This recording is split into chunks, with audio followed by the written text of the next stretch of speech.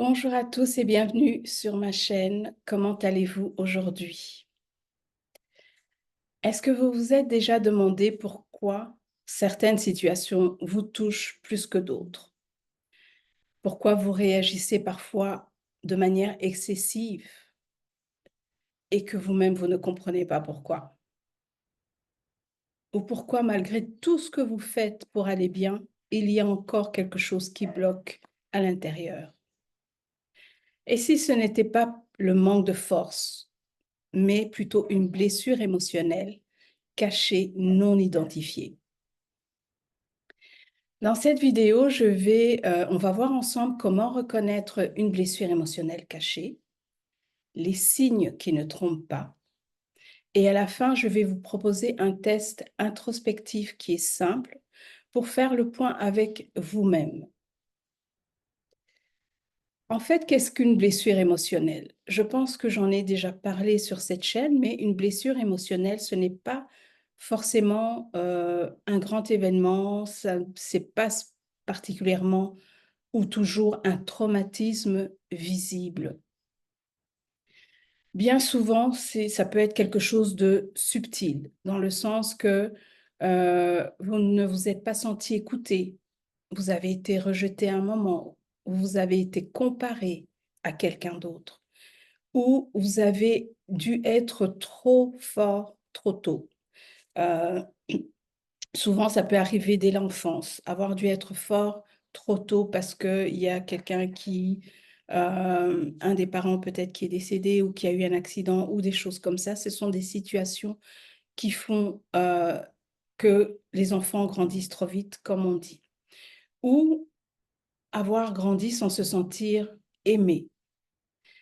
Et avec le temps, on apprend en fait à vivre avec, on s'adapte et on avance. Mais ce qu'on ne réalise pas toujours, c'est que ces expériences continuent à influencer votre vie dans les relations, dans vos émotions et parfois même la manière dont vous vous voyez. Et donc, une blessure émotionnelle, elle ne disparaît pas en fait. Euh, Elle est là, mais elle change parfois de forme. C'est un peu ça, les blessures émotionnelles invisibles, cachées. Alors, il y a des blessures, les signes qui indiquent que vous avez une blessure cachée. Les plus fréquents, c'est quand, par exemple, vous réagissez de façon excessive, une réaction émotionnelle intense. C'est-à-dire qu'on vous critique, une critique peut vous toucher profondément. Vous pouvez être très en colère ou vous vous retirez tout simplement. Une distance vous fait douter. Quelqu'un qui commence à être un peu distant, ça commence à douter de vous-même. Ou parfois, un silence vous fait imaginer le pire. Oh mon Dieu, et s'il y avait ça, et il y avait ça. Je pense que certains d'entre nous sommes passés par là. Ce n'est pas souvent la situation actuelle qui est un problème, mais plutôt une émotion plus ancienne qui se réactive par rapport à la situation actuelle. C'est-à-dire que si par exemple on vous critique et que ça vous touche profondément, ça vous rappelle une situation du passé. Et c'est comme ça que ça vous touche profondément ou qui vous amène donc soit de la colère ou soit vous prenez des distances et vous vous mettez en retrait. C'est ça qu'on appelle aussi les blessures donc cachées parce que c'est là depuis un moment. Le deuxième signe, c'est le besoin de validation, c'est-à-dire que vous cherchez à être apprécié, à être reconnu ou à être aimé. Même quand vous recevez tout ça, ça ne semble pas suffisant parce que c'est comme si c'est jamais assez.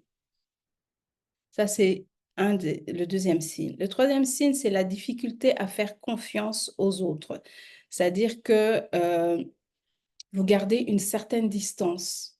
Vous n'osez pas vous ouvrir complètement aux autres. Vous anticipez la déception et vous préférez vous protéger, même quand il n'y a pas un danger réel.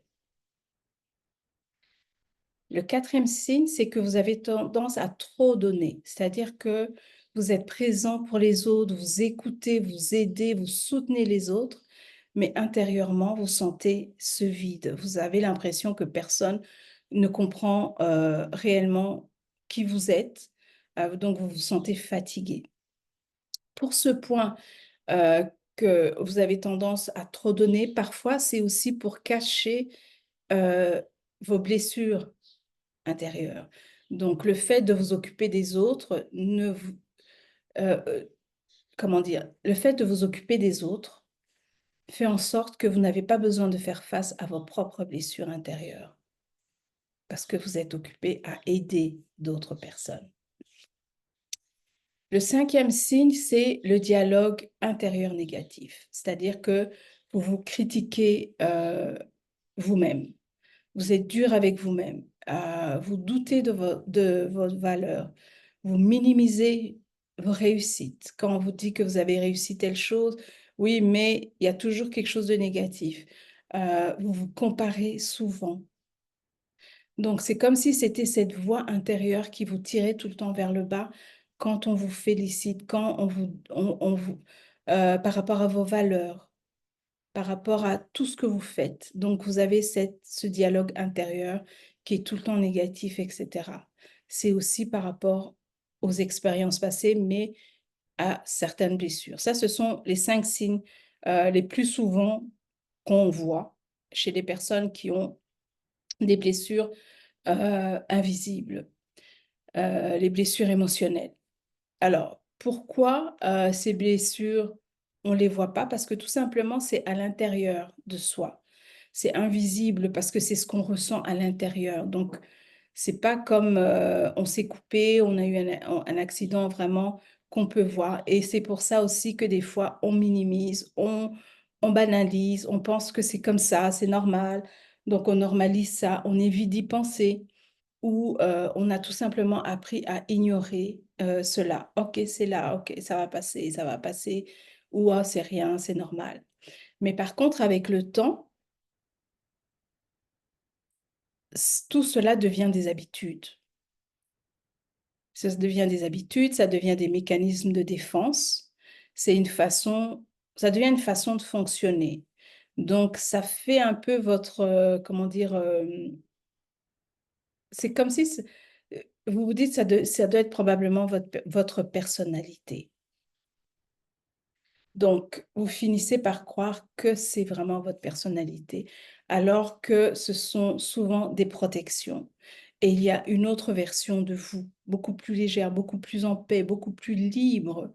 Mais vous ne pouvez pas le voir parce que vous êtes habitué, en fait. Vous vous êtes habitué de vivre avec ça, en fait. Vous avez été habitué à vivre avec ça.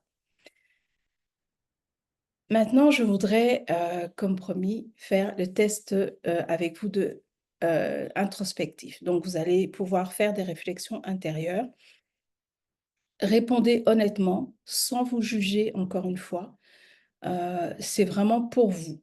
Donc, prenez le temps d'y répondre et de voir comment vous réagissez.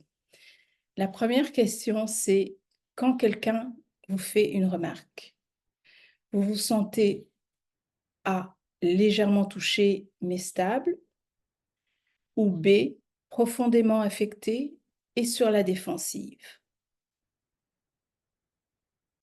Vous pouvez mettre pause si vous voulez prendre le temps d'y réfléchir et de vous voir peut-être dans une situation.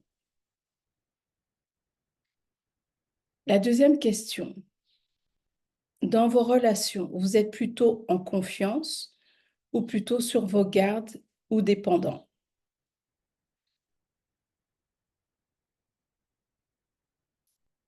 La troisième question, quand vous êtes seul, vous ressentez du calme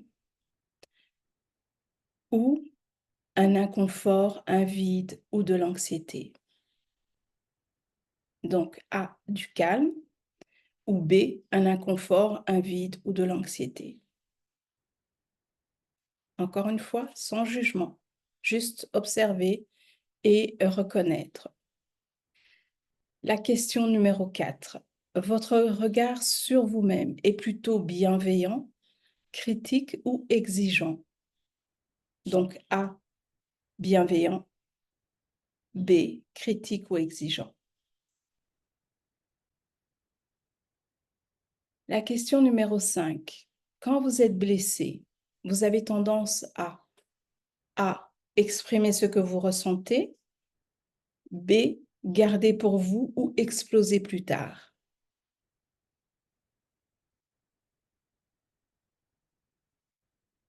Ce test va vous permettre en fait de voir où vous en êtes, si vous avez des blessures émotionnelles invisibles, non guéries. Ça va vous permettre aussi de comprendre votre comportement, pourquoi vous réagissez de telle manière, parce que souvent on réagit, mais on n'arrive pas vraiment à comprendre le pourquoi. Donc, ce mini-test va pouvoir vous guider. Si vous avez plusieurs réponses B, il est possible que vous portez une blessure émotionnelle non résolue. Mais c'est important de comprendre que ce n'est pas une faiblesse, pardon. Ce n'est pas un problème à corriger. C'est juste quelque chose que vous avez besoin de comprendre et ensuite de guérir. Parce que tant que vous n'avez pas compris pour quelle raison vous réagissez de telle manière ou de telle manière, vous ne pouvez pas guérir en fait. Parce que vous ne pouvez pas mettre de mots ou de noms sur ce que vous ressentez. Si vous vous reconnaissez un peu dans tout ce que j'ai eu à partager dans cette vidéo, sachez que, encore une fois, ce n'est pas une faiblesse, ce n'est pas que vous êtes en train de vous plaindre pour telle ou telle chose, mais vous êtes honnête avec vous-même et vous êtes prêt à faire le premier pas pour avoir plus de paix intérieure, pour avoir des relations beaucoup plus saines avec les autres et avoir une meilleure connexion avec vous-même. Donc, si cette vidéo vous a parlé, n'hésitez pas à liker, commenter cette vidéo. Et je voudrais aussi profiter de vous dire que que j'organise une masterclass sur la blessure de l'abandon et comment en fait passer de l'abandon à une sécurité intérieure qui aura lieu le vendredi 8 mai à 18h30 heure de Paris. C'est environ 2 heures. Donc, comme ça vous aidera à comprendre et à voir un peu où vous en êtes. Et vous pouvez poser des questions, vous pouvez partager ce que vous aurez besoin de partager. Je mettrai le lien du formulaire pour vous inscrire dans la description de cette vidéo. Donc, n'hésitez pas. Encore une fois, c'est sans jugement. Donc, si vous êtes prêt à faire ce pas, n'hésitez pas à vous enregistrer à cette masterclass. En attendant la prochaine vidéo, je vous souhaite de passer une agréable journée ou bonne soirée et je vous dis à très bientôt. Prenez soin de vous et ne vous jugez